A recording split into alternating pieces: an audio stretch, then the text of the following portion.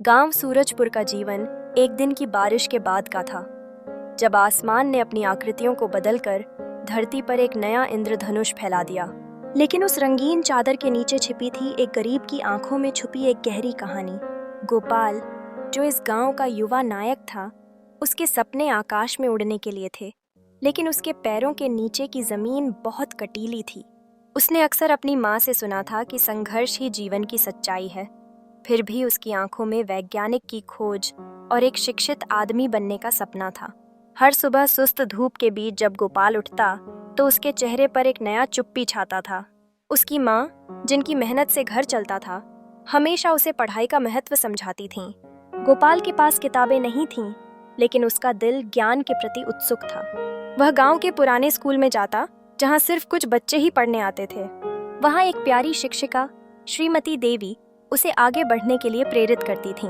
वह हमेशा कहती, सपने देखने में कोई बुराई नहीं, अगर मन में हिम्मत हो तो रास्ते अपने आप खुलते हैं। लेकिन मेहनत और सपने अक्सर रास्ते में बाधाएं लाते हैं।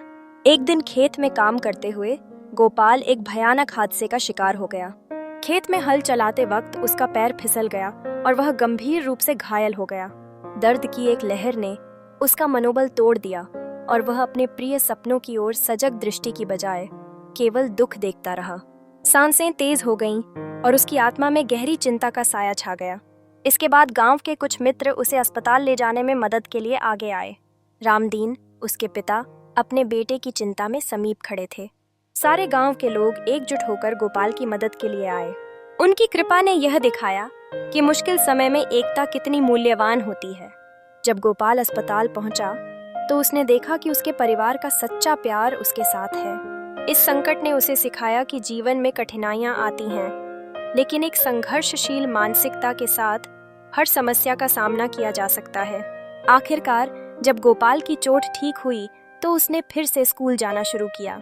उसने अपने सपनों की ओर कदम बढ़ाए और गांव के बच्चों को यह सिखाया कि शिक्षा ही एकमात्र रास्ता है जो उन्हें गरीबी से बाहर निकाल सकता है। उसकी रचनात्मक सोच और संघर्ष भरी कहानी गांव के अन्य बच्चों को भी प्रेरित करती थी। उसने यह साबित किया कि समस्याएं केवल अस्थायी होती हैं, लेकिन जो सपने दिल में बसे होते हैं वे हमेशा जिंदा रहेंगे।